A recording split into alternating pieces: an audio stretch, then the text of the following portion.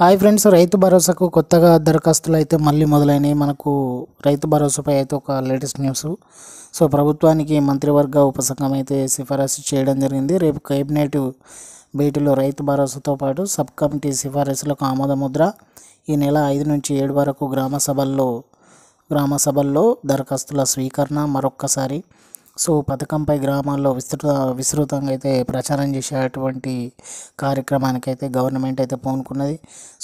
దీనికి సంబంధించినటువంటి ఒకసారి పూర్తి డీటెయిల్స్ మనం గమనించినట్లయితే, రాష్ట్రంలో భూమి సాగు చేసే రైతులందరికీ తప్పనిసరిగా సాయం అందించాలనే నిర్ణయానికి సబ్ కమిటీ వచ్చినట్లు తెలిసింది.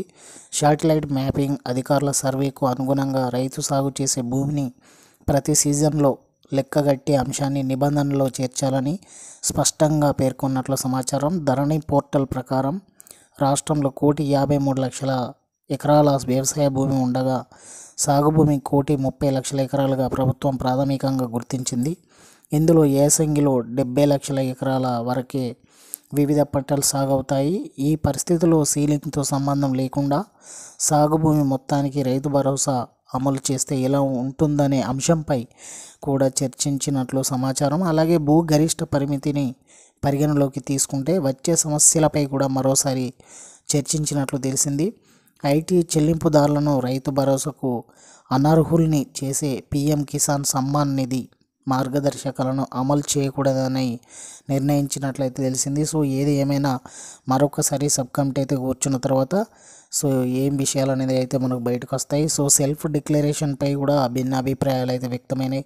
మరి ఇలాంటి పరిస్థితుల్లో గవర్నమెంట్ మరి ఏ విధంగా ముందుకెళ్తుందనేది చూడాలి. రైతుల నుంచి సెల్ఫ్ డిక్లరేషన్ తీసుకోవాలన్న నిర్ణయంపై భిన్నాభిప్రాయాలు వ్యక్తం కావడంతో దరఖాస్తుల అంశాన్ని తెరపైకి తెచ్చినట్లు సమాచారం. ఇప్పటి వరకు అయితే మంత్రులు చెప్పిన అభిప్రాయాలు, ప్రజల నుంచి వచ్చిన స్పందన, ముఖ్యమంత్రి సూచనలతో పూర్తి స్థాయి నివేదికను రూపొందించి శనివారం అంటే మంత్రివర్గ సమావేశం అయితే ముందుంచనున్నారు. మరి గవర్నమెంట్ తీసుకునేటువంటి విషయాల్లో అయితే ముఖ్యంగా అయితే గ్రామ సభల్లో దరఖాస్తులు అయితే స్వీకరించాలనేది అయితే గవర్నమెంట్ అయితే ముందు ఉన్నటువంటి విషయం.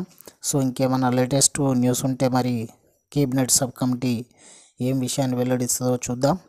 ఫ్రెండ్స్, మరి థ్యాంక్ యూ.